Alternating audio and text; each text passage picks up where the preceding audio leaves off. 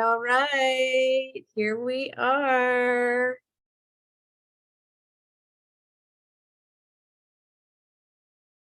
Fabulous.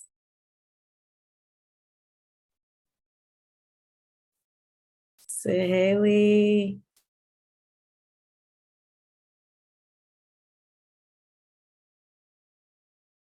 Wonderful. Hi, everybody. Greetings, greetings.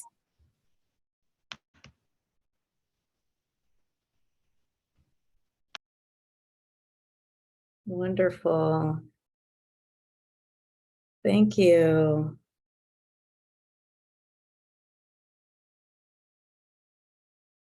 All right, let me just make sure everybody has their link here. Hi, Jacqueline, how's your day been?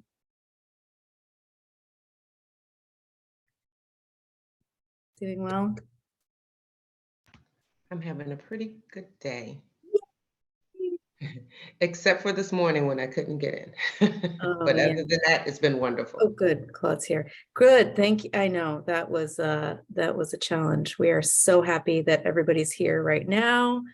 I'm not going to share any slide deck right now. If it's okay with Carrie and Maria, maybe we'll just open it up to some questions that are surfacing right now, and then we'll prepare for some breakout opportunities and work with that. But we have a fantastic resource here on hand, Dr. Claude Goldenberg, who is very skilled in the area of thinking through some of these complex ideas. So we invite everybody at this time to put questions in the chat. I'll start off with the question that Melissa, can I ask a question? Yeah, you may. I'm just wondering, the people, were all of you all in the previous session, or are these new people, or just a mix, or just for context?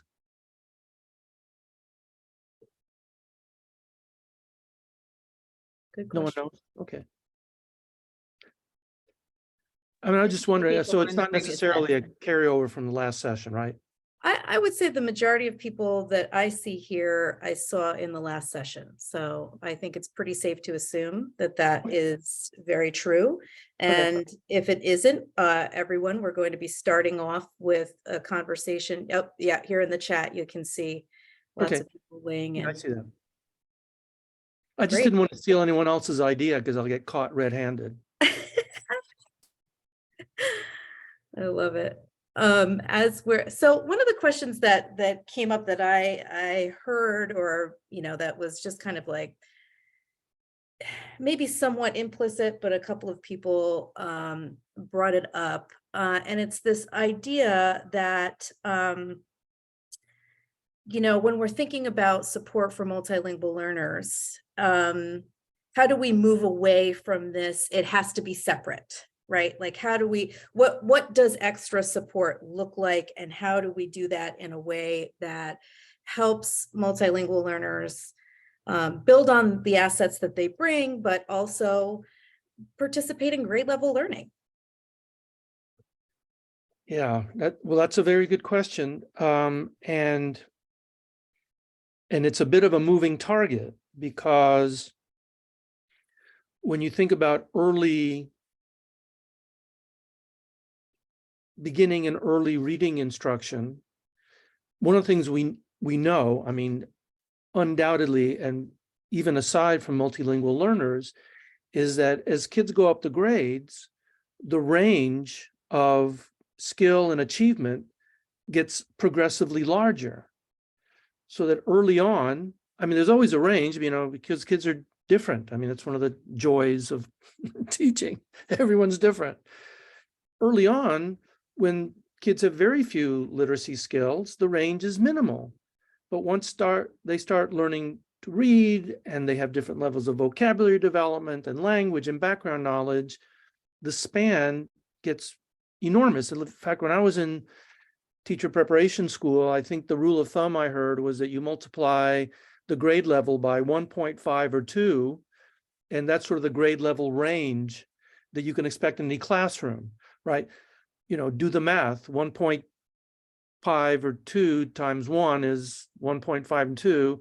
1.5 or 2 times 6 is a much bigger number, right?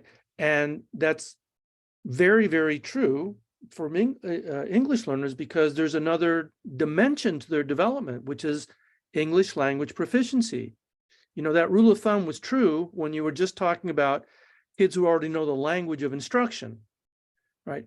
Add on another parameter, another variable, language proficiency, and it becomes multidimensional and much more complicated. So that's just for starters.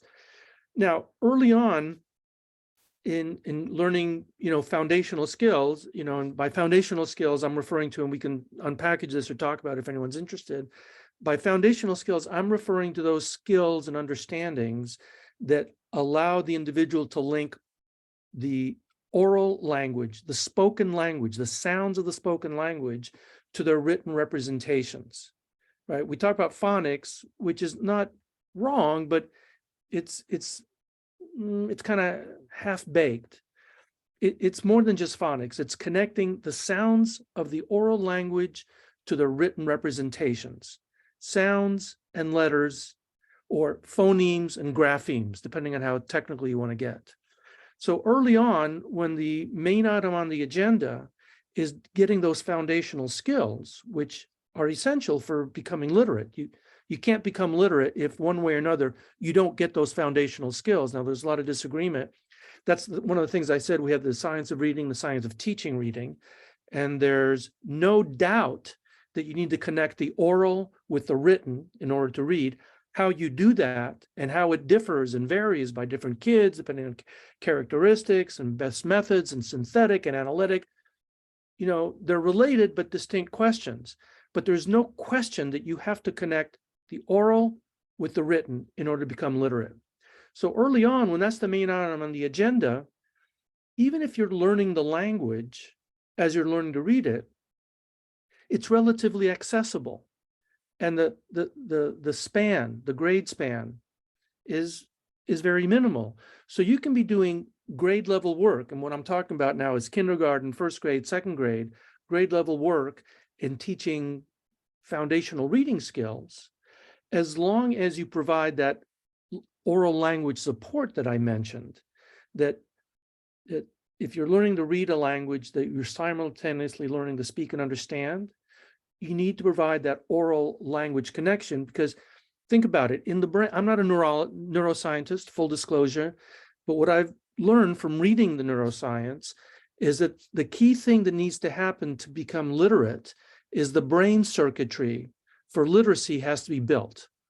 And the essential components of that brain circuitry are the sounds of the language, the written representations, and the meanings of the words, right? Those three, that sort of holy trio or trinity, is what constitutes the reading brain.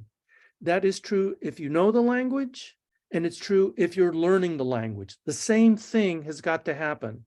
For English learners, you've got to provide additional support in the semantic part, you know, the meaning part, because they don't know the meanings of the words. I mean, that's why they're called English learners.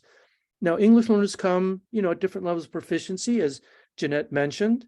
So some children know almost no English when they start school, but you always have at least kindergartners, first graders who know some English. So it's not like they're devoid of any English proficiency, but it's limited because they're just learning the language. So it's the sounds of the meaning of the words, but also the sounds of the words. There are words in English. There are words in every language that don't exist in another language. And part of learning a second language is learning the sounds, the phonology. So the same phoneme, grapheme, semantic connections got to be made. But if you're learning the language as you're learning to read it, you need additional support so that the sounds and the meanings of the words become familiar, you understand them. So you're doing grade level work. You know, you're teaching the same early beginning reading curriculum, the same words, the same text, but you're providing the oral language support. Now, as you go up the grades and get into third grade and fourth grade, where decoding and phonics becomes less of an issue, ideally, because basically kids have acquired those foundational skills.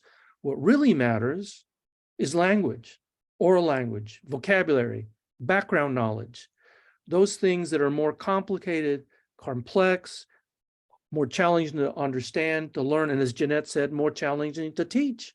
I mean, it is more difficult to teach those things, and providing the language support that is sufficient so that kids can remain reading materials on grade level becomes more challenging.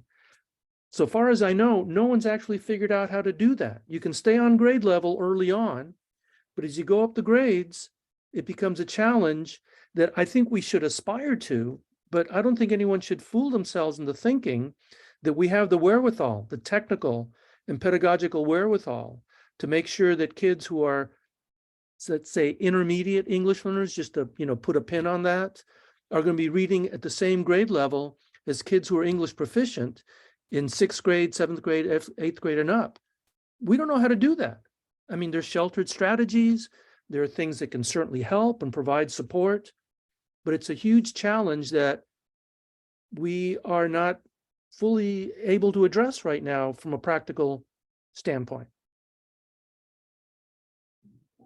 Now, does that answer your question, or was just that a word salad just made everyone depressed? No, it's every time I get into this, I think about the we have a lot of understanding. And I come to this, of course, with a secondary lens, so I am thinking about those complexities that grow as we move through the age and rate and complexity levels.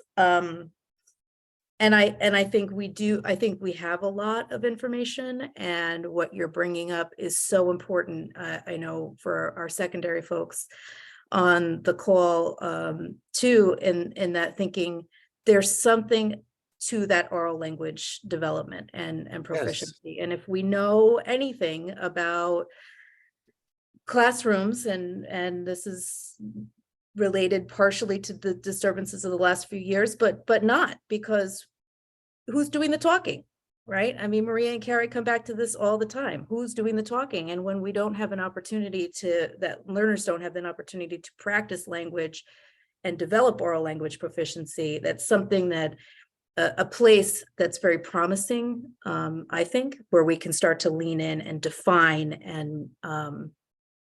and grow our knowledge base in. Yeah, for sure. So let me cite some research, which I like to do from time to time, if that's okay. I did I did this review of the research on English learners with respect to learning to read in English. And by the way, I didn't mention the last session. I should have. I don't mean to privilege learning English. I mean, obviously, English is really important. There's also there's an important knowledge base, and also a good philosophical and ideological reason to really push on bilingual education, maintaining the home language, building on the home language. Jeanette alluded to this, seeing the home language as a resource. And again, I begin with the end in mind. I mean, I think bilingualism and biliteracy is a gift, is something that we should, as a nation, aspire to.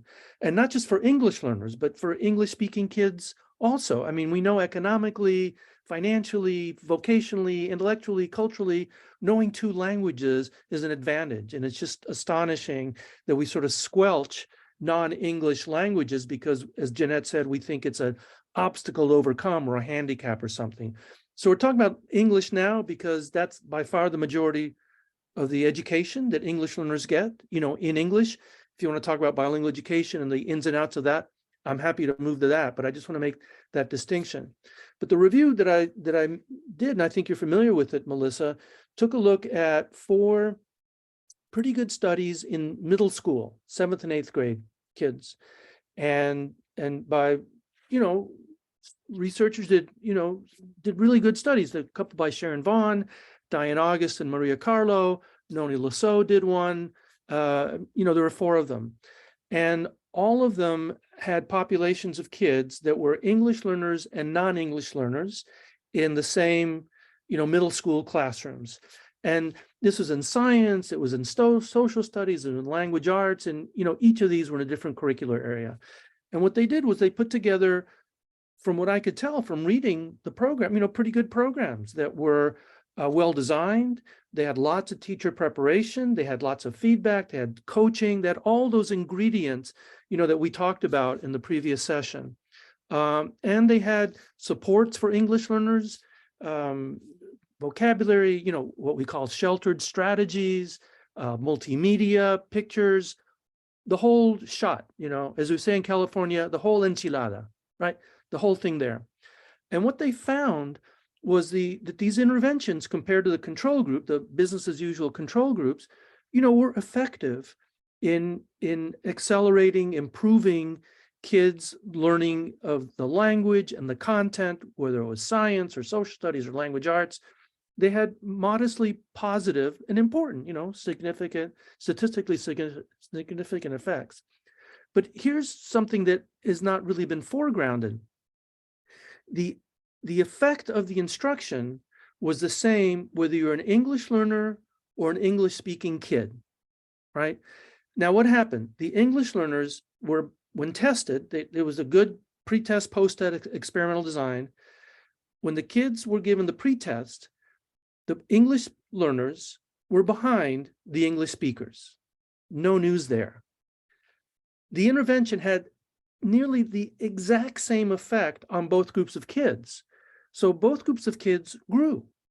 But watch what happens to the gap. Nothing happens to the gap. The gap at the beginning and the gap at the end. Why? Probably because the English learners remained English learners. They still were not fully proficient in English.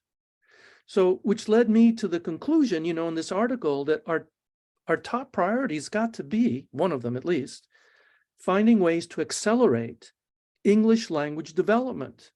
Because my conclusion from those studies is that you can have the same really effective, robust program with all the ingredients that you want to put in, but if you don't get the kids more proficient in English,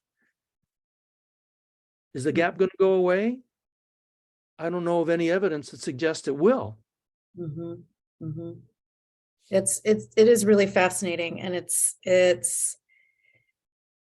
part of the work, I think, that also came up today, that it's collective work, right? It's Yes. getting English, ELA folks in the room, math folks, because it's not just happening in an isolated area. It's not just like it's ELA. We're learning so much from content instruction and how valuable it is to amplify and understand the language demands within content.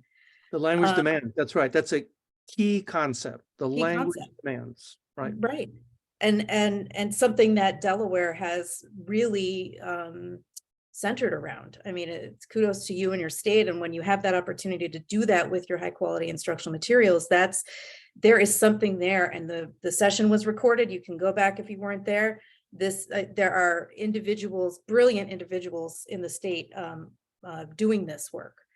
I'm just going to switch gears a little bit. In order to network, which is part of it, you can stay here and continue this conversation. You can also jump into, you'll be able to select a room, and what it looks like, there's a link in the chat, and it's a very rough mock-up of the sessions this morning, right? So the first 4 sessions are rooms 1, 2, 3, and 4. And the second sessions are 5, 6, and 7. And I'll go ahead and create 7 rooms.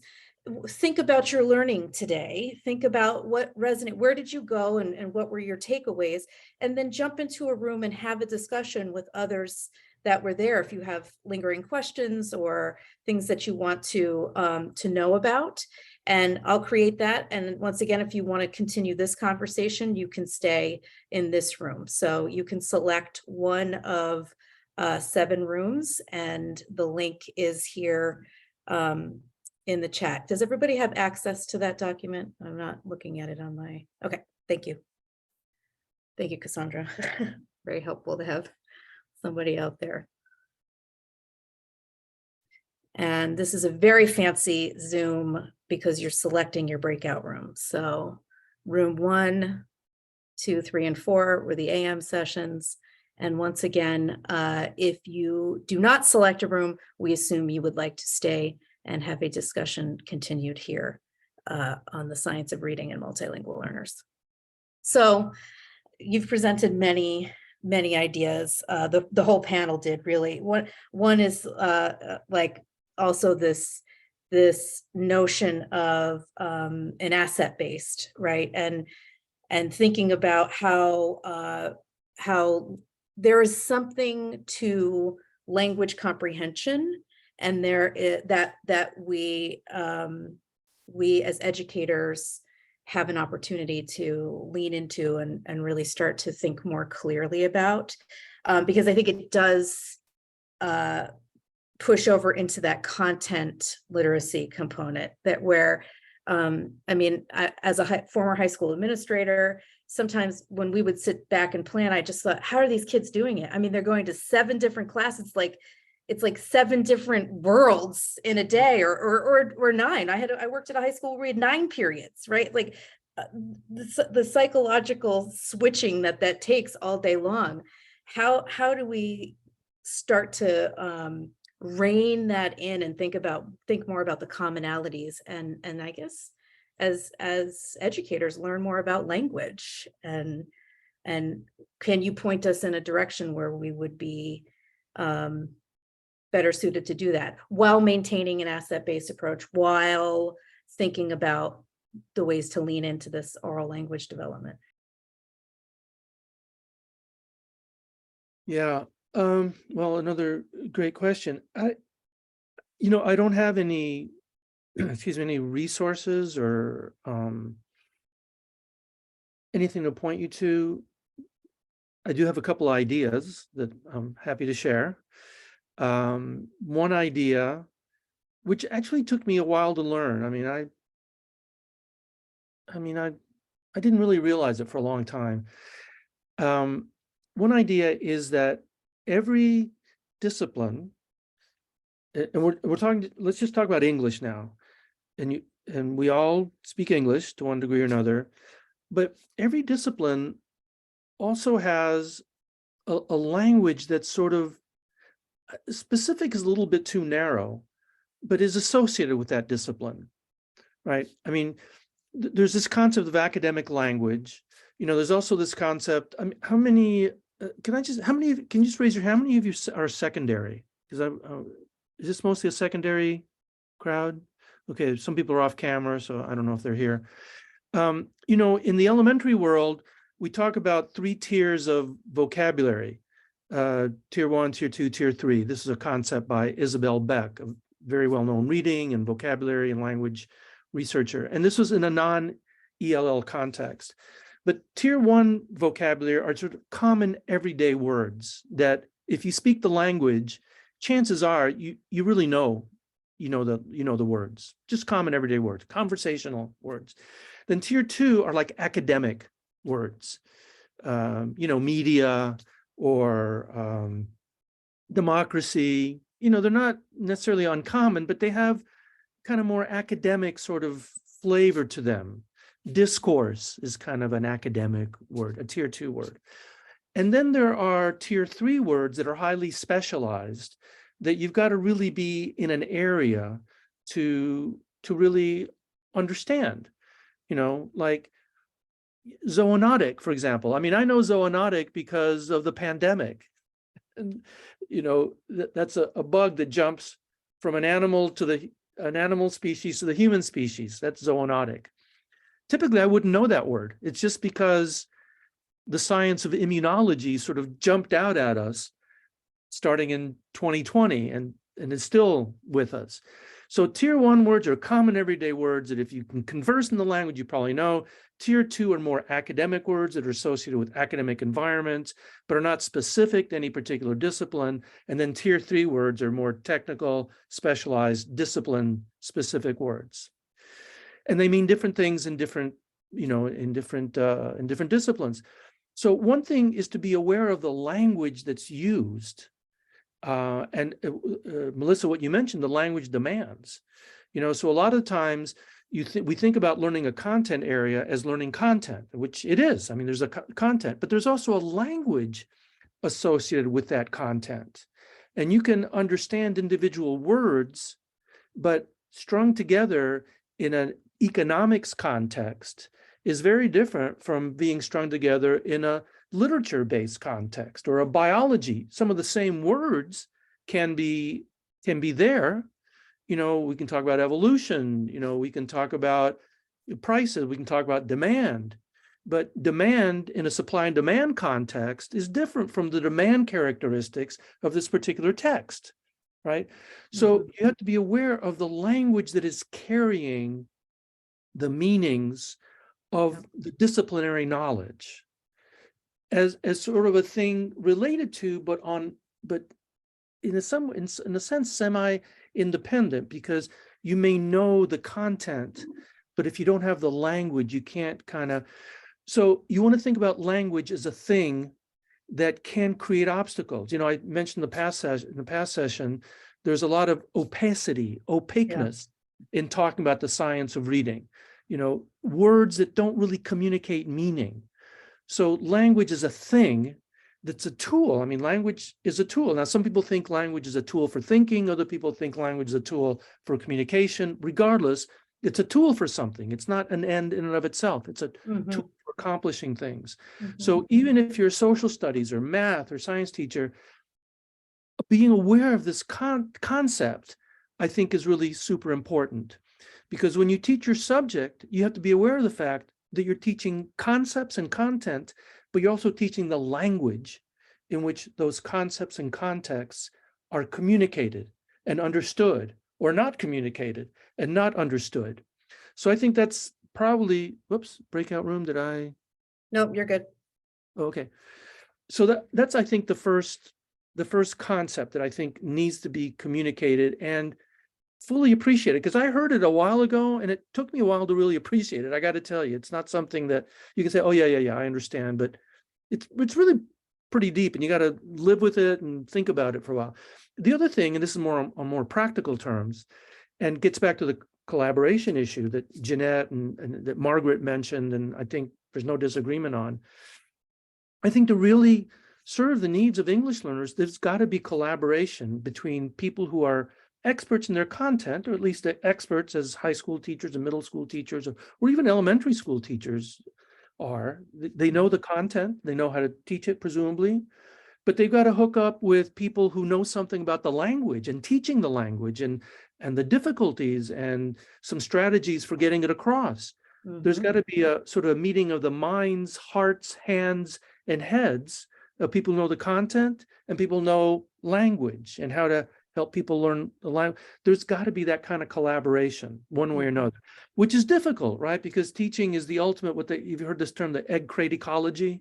You know, everyone's in a little space, right? Education is that's a perfect analogy. Yeah.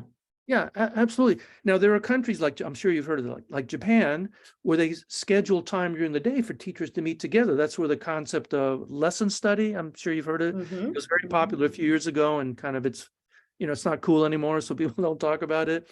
But that concept of lesson study, where teachers get together as a planned part of the day, they spend less time in front of kids teaching and more time with other teachers trying to figure out these things. And it's hard to pull off. I mean, I've done projects where we really try to do that, and if you do it, the payoff is significant, but oh my gosh, the time and resources and effort that it takes to pull it off. But because people, they're not going to spend 2 or 3 hours before or after school meeting with colleagues. Right. It's just a tough lift. Anyway, I'm going to stop talking, but those are the two concepts, Melissa, that I'd put out there. I wish you would have been able to join that earlier session. We have it recorded. I will send it to you, but everyone on the call here, when you get an opportunity to go back and listen to that session, we had an educator showcase every year. Carrie and Maria and Lynn make sure that they're highlighting the work that's happening in Delaware. And this is the topic, right? I mean, there were so many people at the table, and really high quality instructional materials are providing like this landscape or like this common ground for educators to come together and do precisely what you said.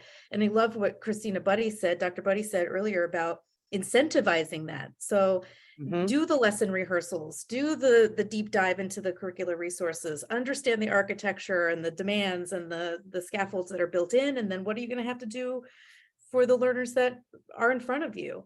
Suhaili, I'm going to call out your question here. We were messaging in the chat earlier, and one of the things that keeps coming up too is like thinking deeply about what intervention looks like, and how, you know, my mind of course goes back to Leanna Airy and Sharon Fawn, and I'm thinking about that, but maybe talking a little bit more about what those interventions look like to really start to facilitate that combination of things, where we're looking not, I mean, I've already said it, right? I think there's something to the content area literacy that will help with this, but where we can think strategically about intervention and still live at tier 1, right? Like high quality instruction, and not think of it as a totally separate or other than opportunities to learn with grade level peers. Similar to what Leanna Airy was talking about, but, you know, small group intervention, that kind of thing. What are some promising practices in that regard? Right. Well, I think the first thing, and again, I don't know how practical it's going to be. I'm sort of, you know, more at the kind of concept level, so apologies. But I think the first thing is that people need to realize that English learners are not a separate species, and that they don't need a whole nother toolkit, armamentarium, whatever. You know, they are first and foremost, you know, people like everybody, and there are lots of commonalities, universals in human learning. I mean, there are things that all people benefit, you know, modeling, direct teaching as appropriate, you know, questioning, engaging in conversation, demonstrations. There are lots of elements of effective teaching that are true across the board. And I've gone to a lot of PD. I do some work for the Department of Justice, and I observe a lot of training for teachers as they sort of, as the district works its way through trying to support the needs of English learners. And the single biggest mistake I find is that the training approaches the subject as if you got to think of a whole different set of features and characteristics. And they typically begin with the importance of culturally relevant pedagogy and understanding your students and being mindful of their experiences. Now, I'm a big fan of understanding your students and understanding their experiences. We can talk about culturally relevant pedagogy, which is a more complicated topic than people normally realize. We can talk about all that, but you want to think of, here's my bumper sticker. Effective teaching, the foundation of effective teaching for English learners is effective teaching, period. Right? That's the foundation, right? Whatever you learn from teacher preparation school that actually helps you get the results you want. I mean, ignore the things it doesn't, but things like, you know, direct instruction, engaging in meaningful interactive discourse, and discussions and demonstrations and models and so forth. That's the foundation of effective teaching for English learners. And this is not just me talking. I mean, there was a study done by, several studies done by my former colleague at Stanford, Susanna Loeb, who found that teachers who were effective in general, with kids in general, and by effective, she operationalized that as, this is another controversial thing, you know, it was about value, you know, about value added measures, which is you gauge how much teachers, students gain in standardized test scores, you know, year after year. Some people hate that. They think it's an aberration, and we can talk about that if you want. But she operationalized effective teachers as teachers who got demonstrable effects on student learning, right? Demonstrable effect on student learning. Not my judgment, your judgment. demonstrable effects on student learning.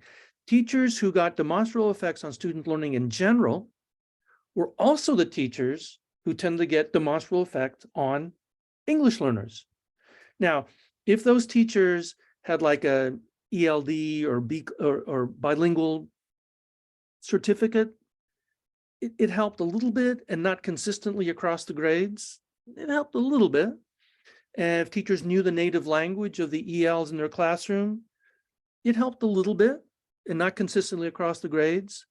But nothing helped as much as being a teacher who presumably used effective strategies because he or she was getting demonstrable effects on student learning, right? So that's just the clearest example of the truthiness of what I said, which is the foundation of effective teaching for English learners is effective teaching, period. And I can cite other studies, but I think it makes the point. Yeah, I mean, it's consistent with John Hattie too, right? I mean, Yeah, completely. But then there are some additional things that English learners need that even if you know the home language, you may not be providing. Even if you have a ELD certificate, you may not be providing, because those specialized trainings, they don't consistently show benefits for English learners, or for anyone for that matter. It's, the teacher preparation literature, the teacher professional development, very inconsistent effects on student learning. But English learners are going to need additional considerations because they're, sing along with me, learning the language as they're learning the content, whether the content is literacy or social studies or science.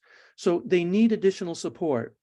And we also need, and getting back to my original point, we also need to push on English language development. I mean, we've got to help the kids accelerate their English language development. So that's the first thing I would say. You got to see the foundation of effective English learners, not as these baubles known as sheltered instruction, which I have no objection to, but that's not the foundation of effective instruction. We know what the foundation of effective instruction is from a probabilistic standpoint, right? Nothing works 100% of the time for everyone. It's just certain things, if you do them, you're more likely to get positive effects than if you don't do them. There's certain things you're likely to get more negative effects, like balanced, 3Qing and indirect teaching, which for most purposes is really just not that effective. We know that on a probabilistic basis, and we've got to use those things. John Hattie has this amazing knowledge base. We've got to use those kinds of things that have demonstrated positive effects and then make additional considerations for kids who are learning the languages, they're learning the content. That's kind of the, if you want to call it a formula or algorithm. Yeah. That's how I think about it. You heard it here first. This is the call to action. This is the call to action, is to lean into ELD, and Carrie and Maria and all of her counterparts at the Department of Ed have defined that very well. And now it's about thinking about the application of that. What evidence do we have? What we saw a lot of bright spots today in the Educator Showcase and how that works. And I think it just keeps coming back to this notion of we have to do it together. No more egg crate, no more isolation. It's about bringing expertise together and centering multilingual learners. And that's huge. Carrie and Maria, I know we're at the last minutes of this session. Thank you, Dr. Goldenberg. I think there's more information here in this session that rivals even what was said in the panel. And it's a testament to people sticking around and wanting to learn more. So Carrie and Maria, I'll hand it over to you for final words. Looks like Carrie's defaulting to me, so She's muted, I think. Mute button. I'll just thank all of you for engaging with us all the way through to this hour of the day. Those of you who were here since 8:30 this morning and are still listening intently and asking pertinent questions. I know it's been a long day, and we're really thankful for the time you've spent learning with us. And I hope you've been able to build some relationships with new folks, learn some new information, find new resources. I encourage you to head out to the Padlet again, check out the resources that are on there, tweet, lists, Flipgrid, all of those good things that are on there before tomorrow. I believe we start with a networking session tomorrow at 8 a.m. That will be a more informal session, and then the first real presenter sessions start at 9 o'clock, or we have the opening keynote tomorrow at 9 o'clock as well. So we're really thankful for all of you, and to Dr. Claude Goldenberg for joining us and imparting his wonderful knowledge on us and sharing some great nuggets for us to move forward. Thank you so much. Thank you, everyone, for participating. Paige, star of the show on the panel. Yes, thank you. And yes, presentations will be posted. It's just going to take us a couple of days to get everything loaded into the right spots and available for everybody. Thank you, everyone. Have a wonderful evening. Thanks, everyone. Thanks, Melissa. Thanks. Have a Thanks, great Maria. night. Thank you Thanks, so Karen. much. We'll talk Thanks soon. so much, Claude. Thank you. Take care. Have a great night. See you guys at 8 a.m. See you, Kimmer. Thank you. Paige.